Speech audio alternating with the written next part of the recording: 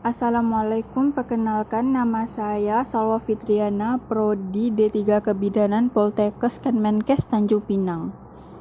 Di sini saya akan menjelaskan penyuluhan kebutuhan fisik dan fisiologi pada ibu hamil dari mata kuliah asuhan kebidanan kehamilan dengan Ibu Vidya Aminin SST MKes. Baiklah, kita lanjutkan ke materinya. Kebutuhan dasar ibu secara fisik perlu dipenuhi agar ibu dalam menjalani kehamilannya terjaga kesehatannya. Kebutuhan tersebut meliputi oksigenasi, nutrisi, personal, higien, pakaian, eliminasi, seksual, mobilisasi, bodi, mekanik, istirahat, atau tidur. Perubahan fisiologi kehamilan trimester pertama. Setelah konsepsi, kadar hormon progesteron dan estrogen dalam tubuh meningkat dan ini menyebabkan timbulnya mual dan muntah pada pagi hari, lemah, lelah, dan membesarnya payudara. Ibu merasa tidak sehat dan sering kali membenci kehamilannya. Banyak ibu yang merasa kekecewaan, penolakan, kecemasan, dan kesedihan. Trimester kedua.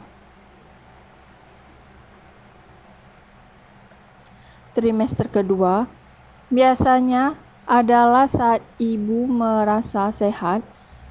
Tubuh ibu sudah terbiasa dengan kadar hormon yang lebih tinggi dan rasa tidak nyaman karena hamil sudah berkurang. Ibu sudah menerima kehamilannya dan mulai dapat menggunakan energi dan pikirannya secara lebih konstruktif. Pada trimester ini, ibu dapat merasakan gerakan bayinya dan ibu mulai merasakan hadir bayinya sebagai seorang di luar dirinya sendiri. Trimester ketiga, rasa tidak nyaman akibat kehamilan timbul kembali pada trimester ketiga dan banyak ibu yang merasa dirinya aneh dan jelek. Di samping itu, ibu mulai merasa sedih karena akan berpisah dari bayinya dan kehilangan perhatian khusus yang diterima selama hamil. Pada trimester ini, ibu memerlukan keterangan dan dukungan dari suami, keluarga, dan bidan. Kebutuhan fisiologi ibu hamil. 1. Dukungan keluarga. Kehamilan melibatkan seluruh anggota keluarga karena konsepsi merupakan awal, bukan saja bagi janin dan sedang berkembang, tetapi juga bagi keluarganya, yakni dengan hadirnya seorang anggota keluarga baru dan terjadinya perubahan hubungan dalam keluarga.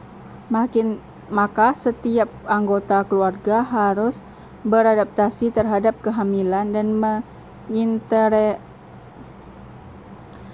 menginterpretasikannya berdasarkan kebutuhan masing-masing. 2. Dukungan tenaga kesehatan. Peran tenaga kesehatan dalam perubahan dan adaptasi psikologi adalah dengan memberi support atau dukungan moral bagi kalian, meyakinkan bahwa kalian dapat menghadapi kehamilannya dan perubahan yang dirasakannya adalah sesuatu yang normal. Ketiga, rasa aman dan nyaman selama kehamilan. Ada 2 kebutuhan utama yang ditunjukkan wanita selama ia hamil.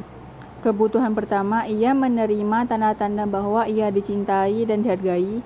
Kebutuhan kedua, ia merasa yakin akan penerimaan pasangannya terhadap sang anak dan mengasimilasi bayi tersebut ke dalam keluarganya. Keempat, persiapan menjadi orang tua. Menjadi orang tua merupakan proses yang terdiri dari 2 komponen. Komponen pertama bersifat praktis atau mekanis, melibatkan keterampilan kognitif atau motorik. Komponen kedua bersifat emosional, melibatkan keterampilan afektif, dan kognitif.